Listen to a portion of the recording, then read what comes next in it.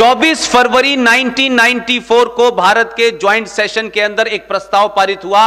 उस प्रस्ताव में यह कहा गया कि भारत और पाकिस्तान के बीच में कश्मीर एक मुद्दा है। उसने कहा भारत और पाकिस्तान के बीच में कश्मीर एक विवादित मुद्दा है और यह मुद्दा सिर्फ इतना ही है कि जिस कश्मीर पे पाकिस्तान ने कब्जा कर रखा है वो हमें वापस लेना है, कोई तीसरा मुद्दा नहीं है। जम्मू कश्मीर में 70 सालों में क्या हुआ इसकी भी जहमत हमने कभी नहीं की। आम नागरिक सिर्फ यही जानता है कि जम्मू कश्मीर सिर्फ जन्नत है, वहां जाइए और हूरों से मिलकर आ जाइए। हमने जम्मू कश्मीर को आजाद भारत में, डेमोक्रेटिक रिपब्लिक भारत के अंदर उस वक्त के बौने लीडरों ने जो ब्लैकमेल हुए अपनी निजी और सार्वजनिक हरकतों के कारण, उन लोगों ने दबाव में भारत के संविधान में ऐसी ऐसी चीजें की जिससे जम्मू कश्मीर भारत की धरती पर एक इस्लामिक राज्य बन चुका था। और उस इस्लामिक राज्य में जो कुछ भी 70 साल में हुआ है, अगर आप सुनेंगे तो आपको लगेगा कि यह तो बात हमें पता नहीं थी, क्योंकि हमने पता करने की कोशिश नहीं की।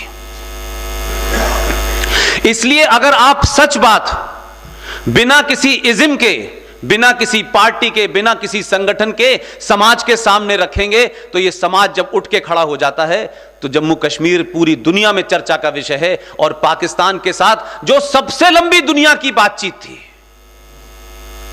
इतनी लंबी बातचीत तो मुझे लगता है कि कहीं हुई नहीं आज तक। और जब भी इस बातचीत की जड़ में एक आम नागरिक यह जानना चाहता है कि भारत पाकिस्तान पिछले 70 सालों से 3 युद्ध लड़ने के बाद, हजारों आतंकवादी घटनाओं के बावजूद भी जो ये दोनों मुल्क बात करते हैं तो बात किस चीज पे करते हैं, वो इशू क्या है, ये इस देश को नहीं पता। मुझे लगता है बात करने वालों को भी नहीं पता था, लेकिन it's become a fashion. Bharat Pakistan की बातचीत होनी चाहिए। अरे भाई तय कर लो, कोई खाना खाना है तो अलग अलग खा लो। यह बातचीत किस मुद्दे पे थी? मैं जब 20 साल हो गए, 12 साल पड़ोस में नौकरी करके आया, मुझे समझ नहीं आया कि बात का इशू, एजेंडा क्या है, लेकिन बातचीत जारी थी। एक शख्स को लगा ये बातचीत बंद होनी चाहिए।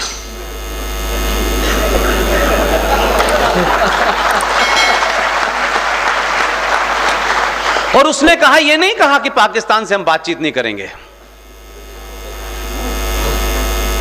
क्योंकि एक वेस्टेड इंटरेस्ट ग्रुप इस देश में पल रहा था, जो ट्रैक 2, ट्रैक 3, ट्रैक 4, ट्रैक 10 तक पहुंच गई थी गाड़ी, जो डिप्लोमेसी में लगे हुए थे लोग। उधर से इधर आते थे तो दिल्ली के पुराने किले पे राज में गजलें सुनते थे, इधर से उधर जाते थे। लाहौर में एक जगह है जिसे कहते हैं फूड स्ट्रीट, वहां खाने बहुत अच्छे मिलते हैं। लौट के बताते थे कि पाकिस्तान में कबाब बहुत अच्छे हैं, कबाब खाने गए थे ये। तो हमारा एजेंडा क्या था?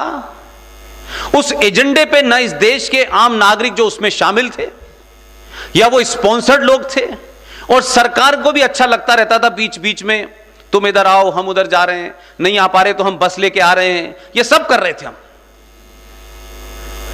लिहाजा एक ऐसा आदमी जो आपके देश के पार्लियामेंट में भी जो कुछ घटता है वो ना अखबार वाले लिखते हैं, क्योंकि उसमें वो लोग भी शामिल हैं, एक पूरी जमात है वो इसी में शामिल है।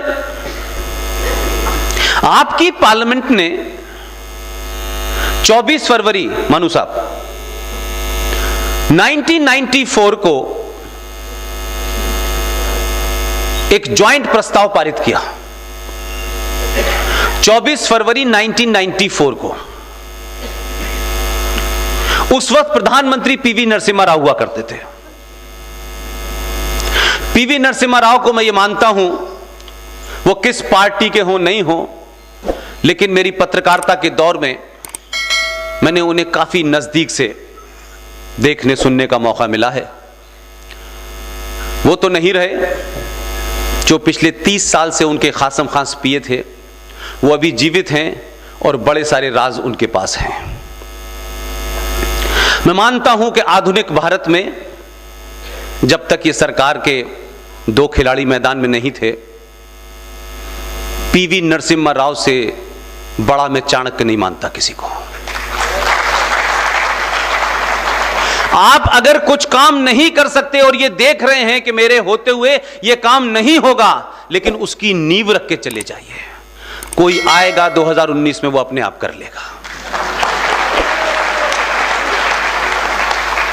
24 फरवरी 1994 को भारत के ज्वाइंट सेशन के अंदर एक प्रस्ताव पारित हुआ।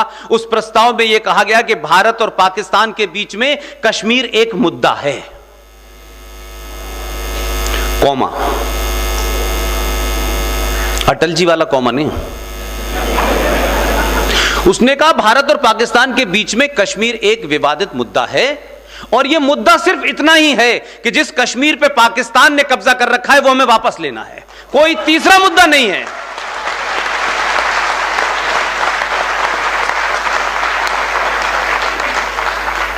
लेकिन 1994 से लंबा वक्त लगा 2019 आने में, इसलिए बहुत बारीकियों पे मत जाइए। गुजरात में मैं जब भी भाषण देता हूं कहता हूं हम आपके बड़े धन्यवाद करते हैं, बड़े आपके एहसानमंद हैं हम। हर गुजराती सभा में ये बात कहता हूं। मैंने कहा मैं रहने वाला तो यूपी का हूं। हम यूपी वालों को लगता है कि राजनीति सारी हम ही जानते हैं। बड़े प्रधानमंत्री दिए आपने, बड़ी हमारी शान है कि हमने इतने प्रधानमंत्री दिए।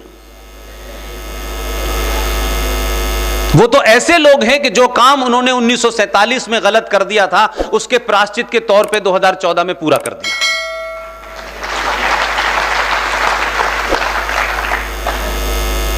लिहाजा आप ये देखें कि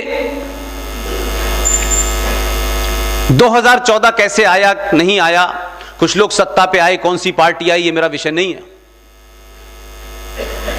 लेकिन 2014 से 2019 बहुत महत्वपूर्ण है मेरे लिए।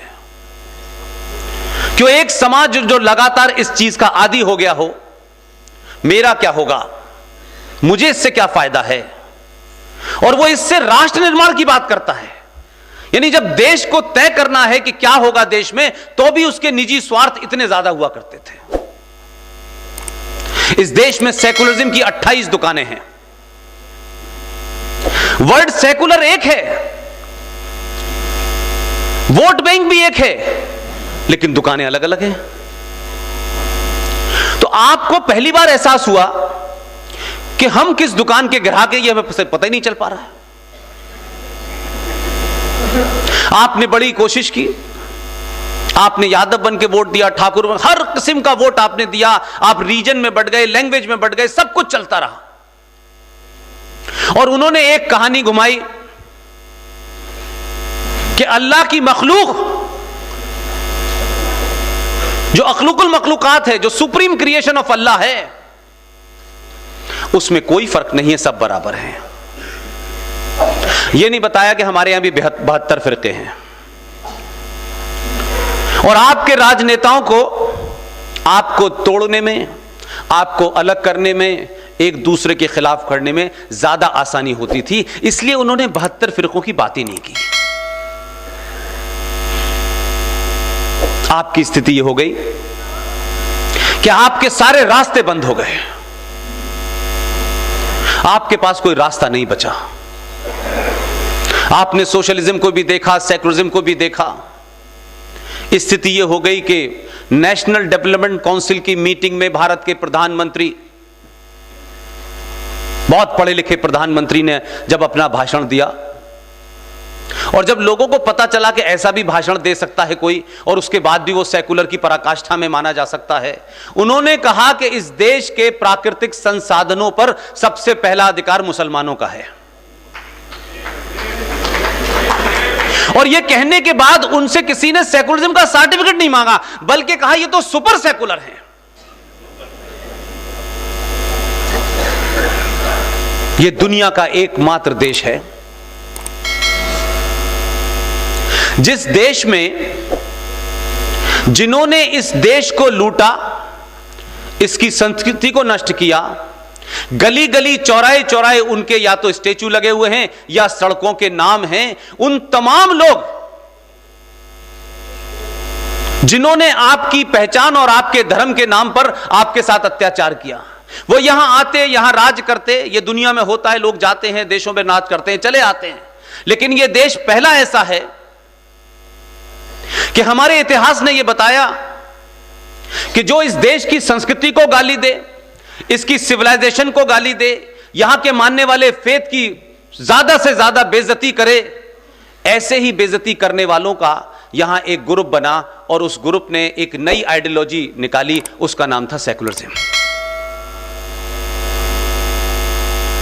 इस सेकुलरिज्म के बारे में भी मिथ है